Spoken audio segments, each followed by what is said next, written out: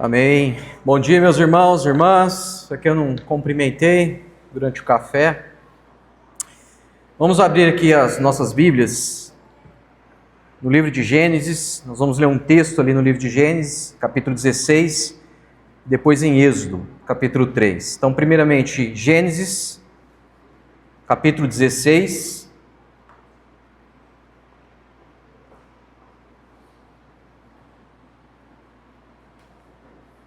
Verso 7.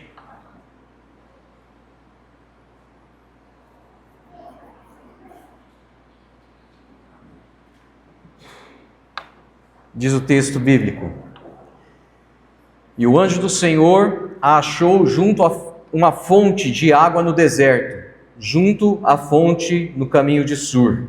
Vamos ler só esse trecho, depois eu vou explicar a história de quem o texto está falando. Agora vai lá para Êxodo, capítulo 3, verso 1. Obrigado, mano.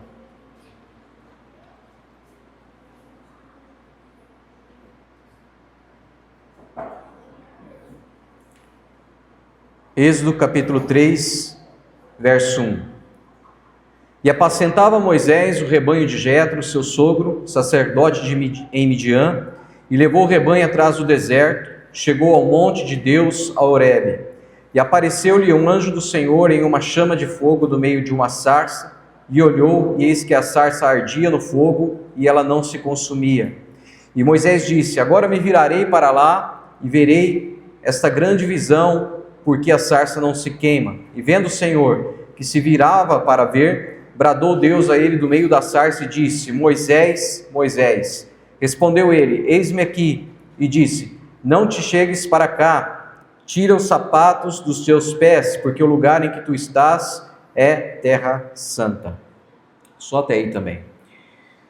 Pai, nós te damos graças pela tua palavra, como sempre ela é viva, poderosa e eficaz, capaz, ó Deus, de mudar a nossa vida, o nosso entendimento, o nosso coração, principalmente, ó Deus, o nosso caráter, que a gente possa responder ao Evangelho de Cristo, Deus, nessa manhã. Possamos ouvir a voz do Senhor, como foi orado, cantado aqui, receber, ó Deus, todo o alívio e depositar em Ti todos os nossos anseios e ansiedades, ó Pai. Que a Tua graça, o Teu amor e a Tua bondade nos sustente nessa manhã, em nome de Jesus. Meus irmãos, certa vez eu estive em um culto, fui participar de um determinado culto, fui como ouvinte, ninguém, graças a Deus, me conhecia lá, não sabia que eu era pastor nem nada, e para minha tristeza e frustração naquela noite, eu passei 45 minutos ouvindo o pastor falar de um trecho do Antigo Testamento, um episódio que a maioria dos cristãos conhece, que é a história de José, todas as suas lutas, as suas crises, todas as reviravoltas que aconteceram nessa história, todos os nuances dessa história, mas, para minha tristeza, a aplicação foi apenas no sentido pessoal, como uma história de superação. E aí ele fez as aplicações para a nossa vida. Ou seja, ele passou a pregação inteira mencionando como que nós podemos, através da história de José, ser bem-sucedidos pela perspectiva dessa própria história. E eu saí daquele culto com uma mente totalmente faminta, porque já com o entendimento de que tudo na Escritura se resume a Cristo e a nossa experiência na terra para viver como Ele, eu posso com certeza afirmar que saí daquela reunião não alimentado. E isso foi um ponto muito crucial na minha linha teológica, na história da minha vida ministerial, porque eu também já usei desses textos bíblicos e agi da mesma maneira, fazendo tipos de pregação como essa. Mas com o passar dos anos, o meu entendimento ele foi sendo aprofundado e também mudado, e eu passei a olhar os textos bíblicos do Antigo Testamento não como histórias de superação a serem aplicadas na nossa vida, mas como episódios onde Cristo está se revelando, onde Deus quer revelar o Cristo pré-encarnado nesse período de tempo ali. Então eu passei a enxergar o Velho Testamento como esses episódios e essas figuras, como o próprio Cristo, estando presente, agindo, se revelando com graça, com propósito no meio do seu povo, de forma que ele pudesse conduzir o entendimento do seu povo para o clímax, que é a encarnação de Cristo, onde a redenção vai acontecer, só que isso está acontecendo desde o princípio. E talvez alguns de nós aqui enxerguem o Velho Testamento como histórias inspiradoras, como eu enxergava. E eu gostaria de, nas próximas semanas, a partir de hoje, iniciar uma sequência de ministrações onde a gente possa pegar alguns textos bíblicos e enxergar a história do Velho Testamento como uma história onde Cristo está sendo apresentado. Na teologia, ela vai dar um nome para isso, que é as teofanias. Quando a gente estamos enxergando Cristo no Velho Testamento, estamos falando de teofanias, de aparições de Cristo, sem o nome de Cristo estar presente naquele momento ali. Então, segundo a tradição, a gente pode ver esses episódios do Velho Testamento como janelas que estão sendo abertas para que Cristo se revelasse. Momentos onde o Deus que é invisível se faz visível para se relacionar com o homem. E isso, nos nossos dias, isso ainda acontece. Existem já alguns testemunhos lá no Oriente Médio de que os próprios muçulmanos, eles têm se convertido ao cristianismo porque o próprio Cristo tem se apresentado para eles. Você pode pesquisar na internet, você vai achar alguns testemunhos desses. Então, se Cristo se faz presente ainda como hoje, não é de se admirar que ele também fazia aparições no Antigo Testamento. A figura que o texto bíblico vai dar alguns nomes que talvez não represente, né, a ideia de Cristo, mas eu vou te conduzir aqui pelo texto bíblico para te mostrar como que essas figuras eram o próprio Cristo. E o primeiro tema, né, o primeiro texto que eu quero usar são esses dois textos. O texto de Gênesis, capítulo 16, onde o próprio Deus está se apresentando a uma mulher escrava, que é Agar, e depois a Moisés. E o texto vai usar a figura do anjo do Senhor.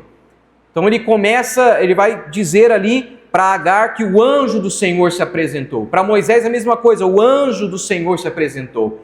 E o anjo do Senhor, ele vai estar replicado em toda a narrativa do Velho Testamento, como uma presença divina que está falando como Deus. E por que que esse anjo do Senhor é diferente das figuras angelicais criadas pelo próprio Deus? Porque esse anjo do Senhor que é apresentado aqui em Gênesis 16, como também em Êxodo 3, como em outros textos bíblicos, ele vai se apresentar como aquele que fala da parte de Deus. Seres angelicais não falam da parte de Deus, eles não se apresentam como aquele que é enviado, ele se apresenta como servo do Senhor, aliás. Esse anjo do Senhor, ele vai aceitar adoração, o que anjos, seres criados, angelicais, não aceitam adoração.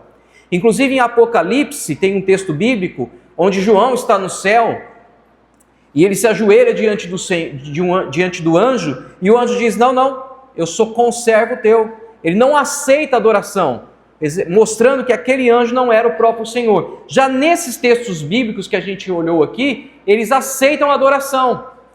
E um outro ponto importante para diferenciar esse anjo do Senhor dos seres angelicais é que ele concede promessas que são eternas.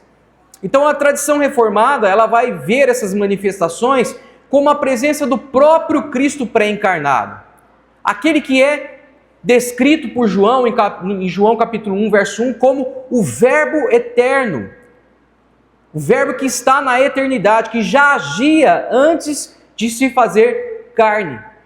Inclusive, John Calvino vai falar sobre esse tema, dizendo que o Filho de Deus sempre foi o mediador. O Novo Testamento vai dizer que há só um mediador, Timóteo vai dizer isso, há um só mediador entre Deus e os homens, a saber, Jesus Cristo. Então, se Cristo é o único mediador, esses que se apresentam para falar com o homem, para conceder promessas e para receber adoração, é o próprio Senhor. É o próprio Cristo aparecendo. Não é apenas a encarnação, mas é desde a origem do mundo ele vem se apresentando aos homens para se relacionar com o homem. Quando nós vemos que o anjo do Senhor fala aqui nesses textos bíblicos, ele é adorado. Ele é prestado culto a ele. E ele faz promessas.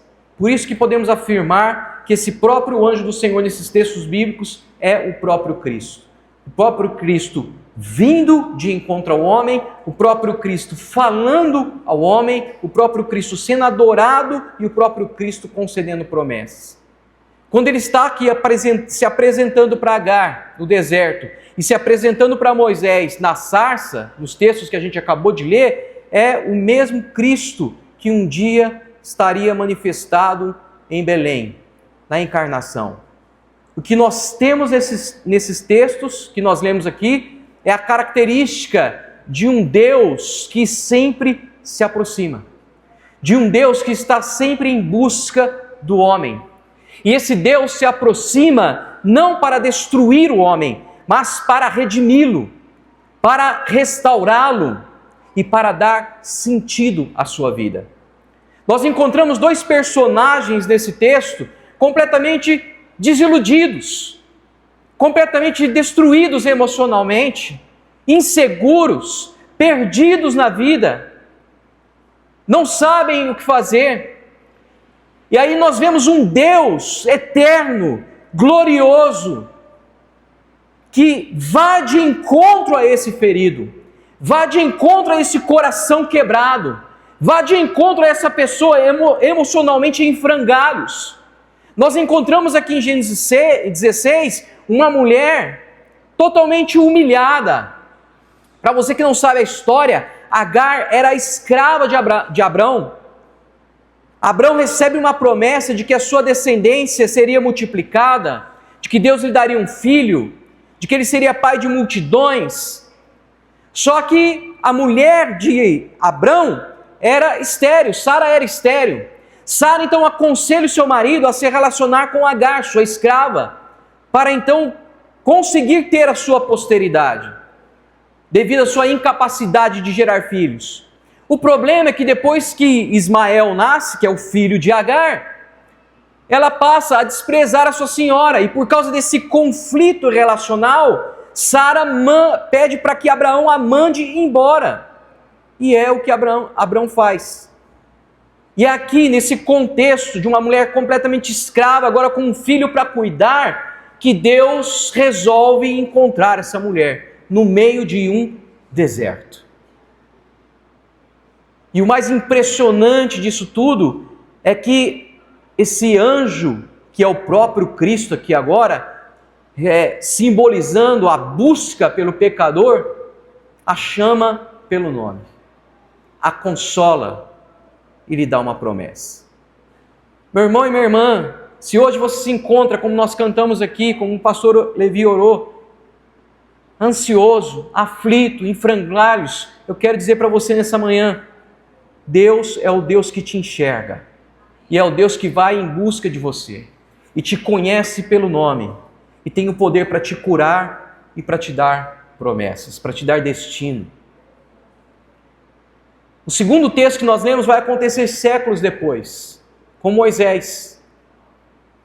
Moisés, se você não sabe a história dele, ele também é um homem que é cuidado pela mulher de Faraó, porque Faraó estava matando todas as crianças, sua mãe o resolve esconder, coloca num cesto num rio, e a mulher o encontra e resolve trazer para o palácio e cuida dele, o educa no melhor, do bom e do melhor do que há no Egito.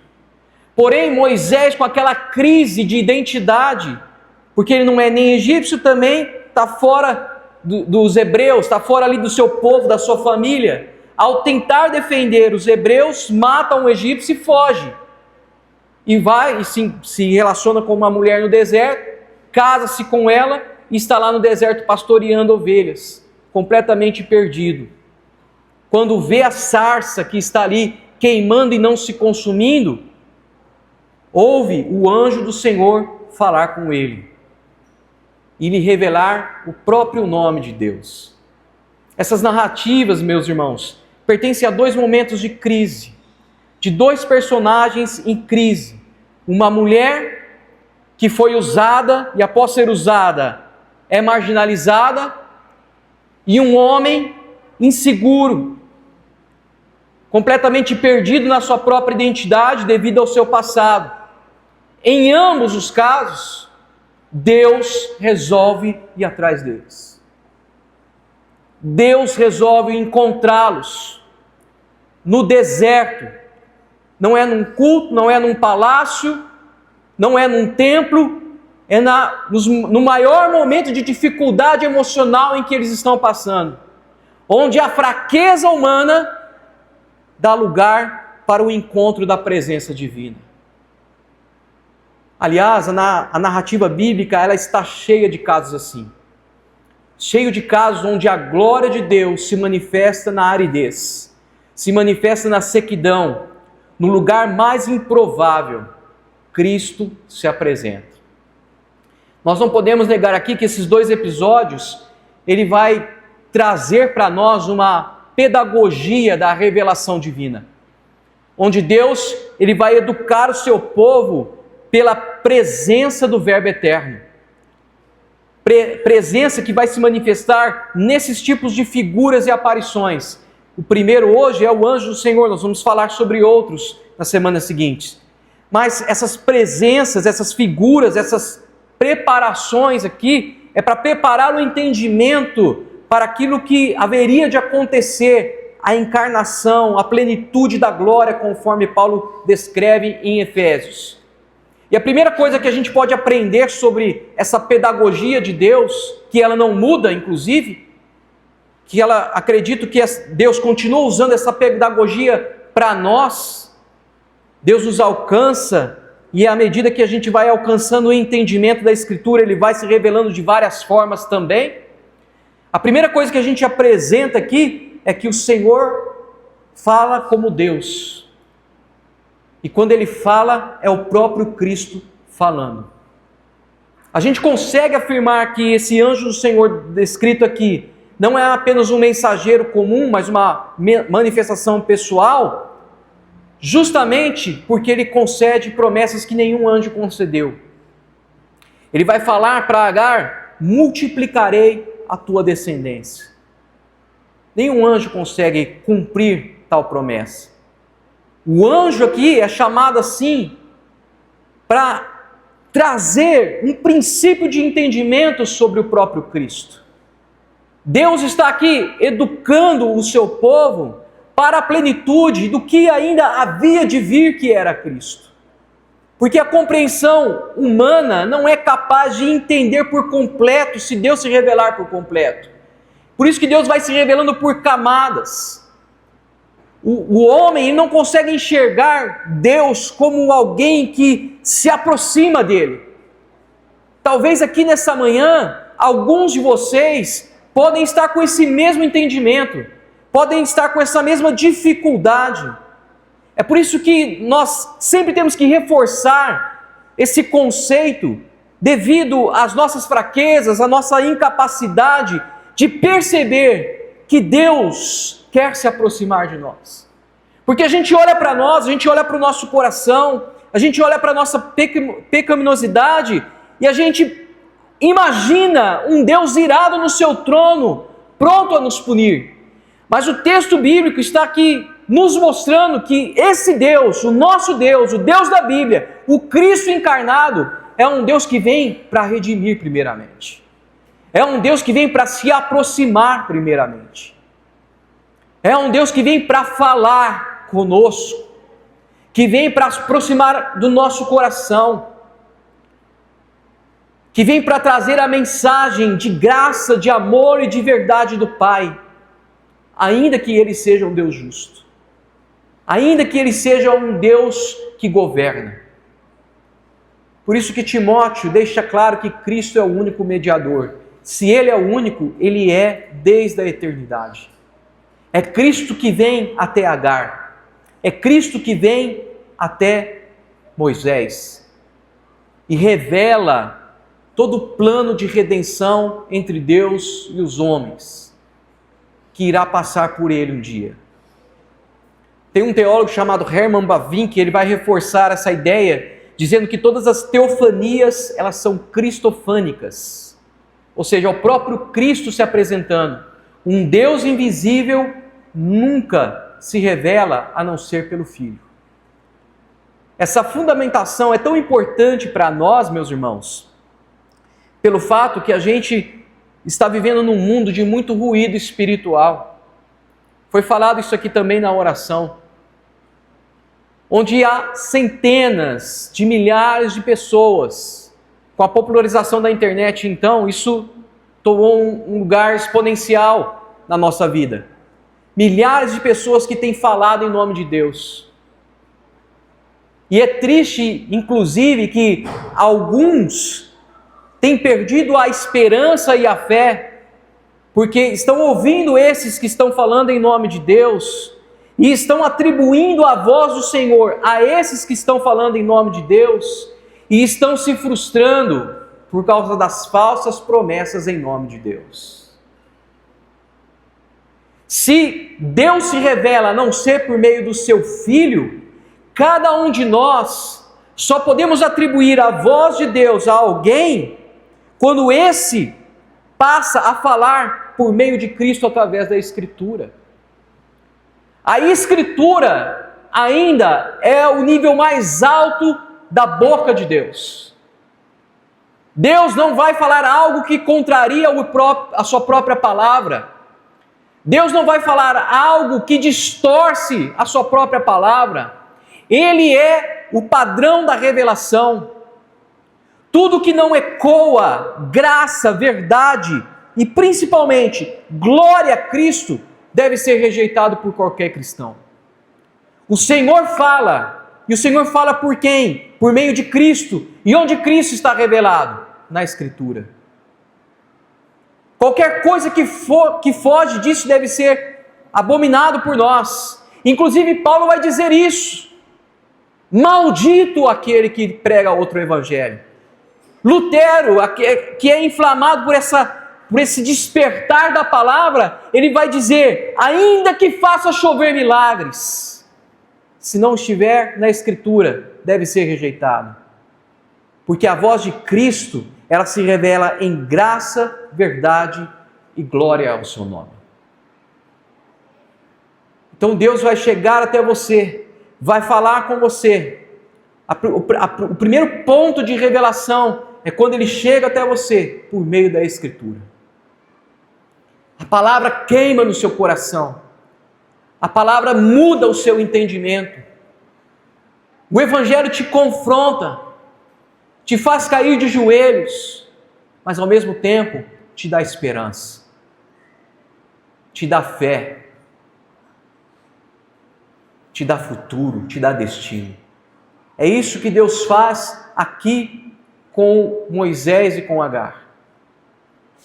Segundo ponto dessa pedagogia de revelação de Deus está no fato de Deus se revelar mais no sofrimento. C.S. Lewis, inclusive, vai pontuar isso, a gente sempre repete essa frase dele, que o sofrimento é o megafone de Deus. O sofrimento é a forma mais gritante de Deus falar conosco. E a melhor experiência para se conhecer o próprio Cristo. Agar, essa mulher desprezada, sozinha, frustrada, sem esperança e perspectiva, é encontrada no deserto, no meio do sofrimento, no meio da crise, no meio do problema. E Deus a chama pelo nome e lhe promete um futuro. E aí sabe qual que é a expressão de Agar? Tu és o Deus que me vê. Nessa manhã você tem um Deus que te vê, meu irmão. Nessa manhã você tem um Deus que te enxerga. A primeira aparição, a primeira teofania na Bíblia é para uma mulher escrava estrangeira. E isso não revela melhor o retrato de um evangelho que alcança aqueles que sofrem e que são esquecidos. E você sabe que um episódio semelhante ocorre no Novo Testamento? Está lá em João, no livro de João. Natanael está debaixo de uma figueira estudando a Torá. E aí Filipe vem, olha, nós encontramos alguém que parece ser o mestre, que parece ser o enviado. Vem. E quando Natanael chega diante de Jesus, Jesus fala, eu te vi. Nessa manhã nós temos um Deus que nos enxerga. Depois da experiência de ouvir a voz do Senhor, nós temos a experiência da revelação de ver o Deus que nos enxerga. E como nós podemos ter essa experiência? É quando Deus fala especificamente algo ao seu coração. Na luta ou na crise específica, ninguém sabe, só você e Deus. E aí, através de uma palavra, através de uma oração, através de uma pessoa, aquilo toca, Deus fala ao seu coração. Esse é o momento em que Deus está te vendo, que Deus está te enxergando. Jonathan Edwards ele vai refletir sobre essas aparições, dizendo que Cristo sempre se manifestou com uma condescendência visível, com uma proximidade de bondade, de amor e graça, porque Ele se aproxima do miserável, mas sem perder a sua glória. Ao contrário do que muitos imaginam, nós temos um Deus que nos vê. Nós temos um Deus que nos enxerga nos nossos conflitos mais íntimos e pessoais, nas nossas crises mais profundas e ocultas muitas vezes. E eu sei que não só sou eu que passo por isso. Todos nós, do menor ao maior, há momentos de muita dúvida em nossa vida.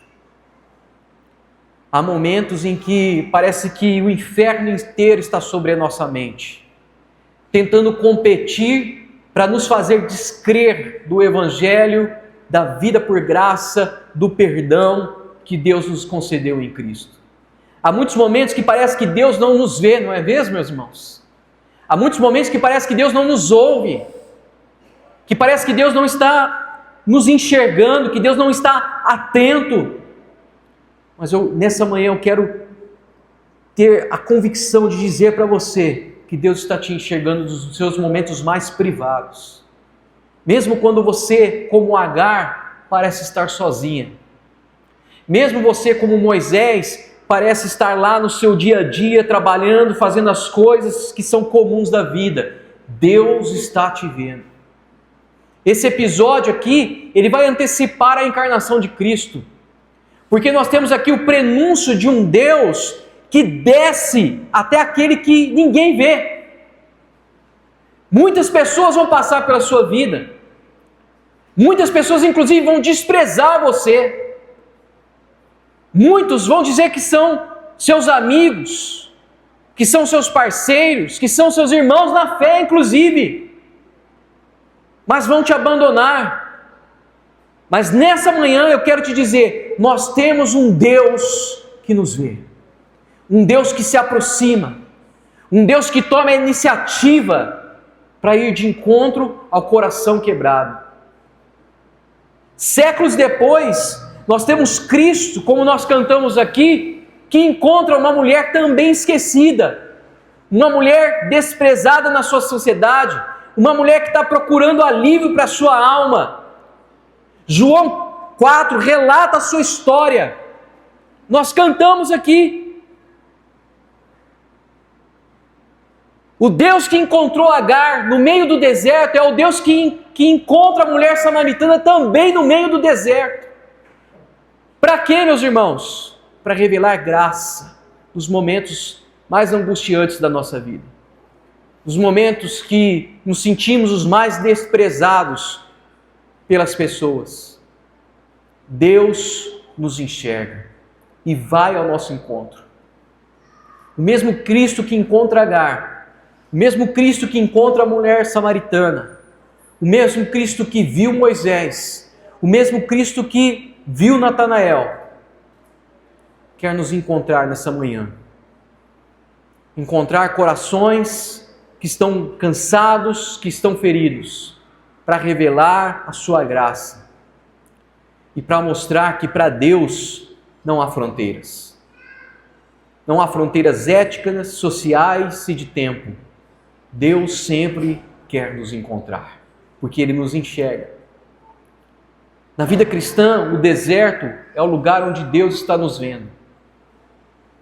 É o lugar onde Ele quer se aproximar e se revelar. É o lugar que Ele quer mostrar para nós que o sofrimento não é um fim, mas é simplesmente um espaço para estarmos a só com Cristo. Nenhum servo dele, nenhuma pessoa, das crianças aos mais idosos, está invisível e esquecido pelo Deus que enxerga. O teu e o meu sofrimento são apenas prenúncios da revelação da graça, da bondade e do amor de Deus. Primeiro Deus nos fala ao nosso coração e depois Deus nos enxerga. E o terceiro ponto nessa trilha da pedagogia é que Deus se revela e nos encontra, mas para quê? E os dois textos ele vai nos dar também esse para quê. O anjo do Senhor vai nos encontrar no deserto, nos momentos de maiores angústias e sofrimentos, porque nós estamos mais vulneráveis. E quando nós estamos vulneráveis, é justamente nesse momento em que prestamos mais atenção ao que Ele está dizendo. Em nenhum outro momento da nossa vida, nós vamos dar mais atenção ao que Deus diz, senão no deserto, senão na crise, senão na dor.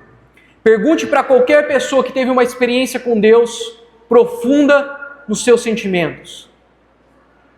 Posso te dizer que 100% irão afirmar que foram um momento de maior experiência com Deus. Nós temos aqui em Êxodo 3 um fogo que não se consome. E isso vai revelar para nós uma presença santa, mas que ao mesmo tempo é misericordiosa. Nos dois casos aqui, nós temos o anjo do Senhor curando o coração, encontrando essas pessoas nos seus momentos de crise e dando um destino para elas. Para Agar, ele vai fazer uma promessa de uma descendência tão numerosa quanto o filho de Abrão. Para Moisés, ele vai dizer que vai usá-lo como libertador do seu povo. Então, o mesmo Deus que exige que Moisés tire as sandálias, porque o lugar em que ele está pisando é santo, é o mesmo Deus que acolhe esse homem cheio de inseguranças, fraquezas, cheio de, inclusive, incapacidades, e o envia como o libertador do Egito. Lhe dá um destino. Meu irmão e minha irmã, não importa quem nós somos aos olhos do mundo, não importa quem nós somos, inclusive aos nossos próprios olhos, Deus quer nos curar para ser um mensageiro da própria cura a outros. A chama ardente, ela é preservada aqui porque é uma imagem da igreja que está sendo sustentada pelo próprio Deus no meio das aflições. As aflições não devem sufocar a nossa vocação, não devem sufocar o chamado para nós como igreja, como foi abordado na última pregação pelo pastor Levi. Porque essa chama ardente é a presença do Santo que sustenta a nossa vida naquilo que nós devemos fazer. Deus não nos salva, Deus não nos cura, como nós temos repetido aqui há vários domingos, para nos deixar inoperantes no reino de Deus. Deus nos salva, nos chama para nos dar destino, para sermos portadores desse evangelho da paz, da graça e da bondade e da cura. Esse fogo, ele simboliza aqui a santidade de Cristo, que ao mesmo tempo vai purificar o pecador sem destruí-lo. Essa apresentação, essa aparição aqui com Moisés mostra o coração do evangelho. Mostra que Deus não vem para matar, Deus não vem para destruir, mas que a presença de Deus vem para purificar sem consumir. que essa presença vem para se aproximar, para nos chamar para perto, mas não só para curar os nossos corações e as nossas feridas e as nossas crises, mas vem para nos purificar, para nos santificar e para nos enviar, meus irmãos. O que nós temos aqui nesse episódio com Moisés é um prenúncio do que vai acontecer na cruz, onde o fogo da justiça vai cair sobre Cristo, para que nós, que recebemos esse Cristo, possamos permanecer de pé e sermos enviados como mensageiros da libertação. Hoje nós temos o fogo do Espírito para nos purificar. Hoje nós temos o fogo do Espírito para nos tornar santos. Mas haverá um dia que esse fogo vai se tornar juízo. A graça e o juízo procedem da mesma santidade, diria Calvino. Mas hoje nós estamos no tempo da graça, onde o fogo vem para nos purificar e nos tornar enviados do Senhor. Então a terceira coisa nessa pedagogia da revelação é que Deus nos chama para perto para nos purificar e nos enviar. Cristo nos chama à santidade. Mas não somente nos chama, Ele nos sustenta nela. E como que isso ocorre? Ocorre como ocorreu aqui com Moisés. Como que Moisés pode estar diante de um Deus santo e ao mesmo tempo não ser consumido? Simples. Deus falou para ele: tira as sandálias. E isso revela para nós que todo cristão precisa andar descalço diante de Deus. E andar descalço significa andar em reverência, andar em humildade, andar em prontidão. Todo cristão verdadeiro, ele nasce de uma experiência como essa com Cristo. De uma experiência onde o Evangelho arde, mas não destrói. Onde o Evangelho tem a capacidade de baixar o orgulho desse cristão para andar descalço com Deus. Inclusive tem um livro muito bom, né, que é você lembra? Missionário dos Pés Descalços lá? O Apóstolo dos Pés Sangrentos. Falava sobre os missionários. Tem sobre um indiano, né? Eu não li não, preciso ler ainda. Cristo nos chama a isso, meus irmãos. Eu até comentei isso na última mensagem, né, domingos atrás, que embora a gente não tenha, né, eu e Levi, não temos a mesma paciência do início da nossa conversão, nós temos a mesma paixão, mesmo ardor no coração, o desejo de ver a igreja se tornar uma experiência comunitária autêntica, verdadeira, que está influenciando nos mais diversos contextos da sociedade. Talvez estejamos como Josué e Caleb, né, ao entrar na terra prometida, que disse: olha, eu não tenho mais 40 anos, estou com 80 já, porque 40 anos passei no deserto, mas tenho a mesma disposição. Talvez não tenha o mesmo tempo, não tenha a mesma força, mas a disposição sim. Tem o mesmo ardor no coração. E por fim, essa pedagogia da revelação, nós temos aqui, nesses 2 episódios, a revelação pessoal. Cristo, o anjo do Senhor, é um Cristo que se revela pessoalmente. Eu citei aqui o episódio dos muçulmanos que têm se convertido lá no Oriente. Experiências pessoais. É isso que acontece com Moisés. Moisés pergunta o nome de Deus: qual é o seu nome? E a resposta é: eu sou o que sou. E isso é uma autorrevelação do próprio Cristo, de um ser que é absoluto e que atravessa o tempo. Porque o mesmo Jesus, lá em João capítulo 8, verso 58, ele vai dizer: antes que Abraão existisse, eu sou. E usa a mesma expressão que está aqui em Êxodo. Por quê? Porque isso revela, o eu sou revela fidelidade. Revela uma imutabilidade sobre o pacto, sobre a aliança, daquele que é prometido lá em Gênesis a Eva, é consumado em Cristo. O Cristo que se faz carne. Essa continuidade mostra que o anjo do Senhor aqui em Êxodo, o anjo do Senhor aqui em Gênesis, é o próprio Cristo eterno. O Deus que é, o Deus que era e o Deus que há de vir. A aparição aqui no Sinai encontra o seu clímax na encarnação de Cristo.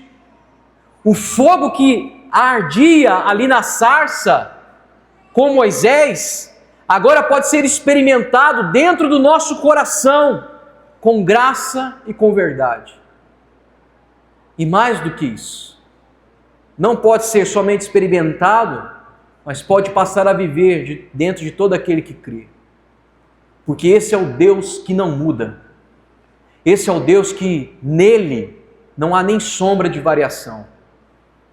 É um Deus que, como se apresenta para Agar, como se apresenta para Moisés, continua se apresentando para nós como o Eu Sou. Sabe, meus irmãos, quantos de nós temos enfrentado incertezas na vida? Incertezas com o país, com a política, alguns de nós com algumas crises mais pessoais, incerteza com os filhos, trabalho, como foi falado aqui também no louvor, inúmeras incertezas. Incertezas com a saúde, incertezas com as relações. Não há ninguém na face da terra que não passe por isso. Mas nós podemos descansar no Eu Sou. Porque o Eu Sou não muda. Ele não falha e Ele não nos abandona. Nós podemos estar como Agar no deserto, desprezados, expulsos de lugares que a gente considerava seguro. Podemos estar debaixo da figueira como Natanael, refletindo sobre o Evangelho, sobre a Escritura, e imaginando se Deus ainda nos ouve ou nos enxerga. Podemos estar na posição dessa mulher samaritana mencionada aqui, com crises, nos culpando por os nossos erros, e procurando de alguma forma um jeito de aliviar a nossa angústia e adorar a Deus de uma maneira correta. Ou podemos estar na posição de Moisés, sem identidade, envergonhados, completamente inseguros da nossa vida e daquilo que devemos fazer. E a minha palavra para você nessa manhã é que o Deus que nos vê quer se aproximar de nós essa manhã. Quer nos chamar para Ele como chamou Moisés. E talvez devêssemos olhar para Moisés, para Agar, para Natanael, para a mulher samaritana e confiar que o mesmo Deus que se revelou no passado continuará se revelando no presente e também no futuro. E quem é esse Deus? Esse Deus é o Eu Sou. Me diga nessa manhã, o que é que você precisa que o Eu Sou não tenha para te oferecer? Das areias do deserto ao Monte Horebe, Cristo sempre foi o Deus que caminha com o seu povo. Cristo sempre foi o Deus que vê a dor, que fala com autoridade, que chama para si, que purifica e que envia com um destino. Ele te cura e me cura para dar destino. Tudo é sobre Cristo. Essas aparições não são histórias antigas, são lembretes para nós hoje, para nos dar esperança, para alimentar a nossa fé e para mostrar que o mesmo Cristo que se manifesta para Agar, que se manifesta a Moisés, um dia encarnou, viu Natanael, foi de encontro à mulher samaritana e pode nos encontrar e habitar em nós por meio do seu Espírito. Tem um teólogo chamado Ferguson, que ele vai declarar que toda aparição divina no Antigo Testamento, ele é só um anúncio da comunhão que agora podemos ter com Cristo. Eu quero encerrar, pedir para o pastor Levi tocar aquela música novamente, a gente orar.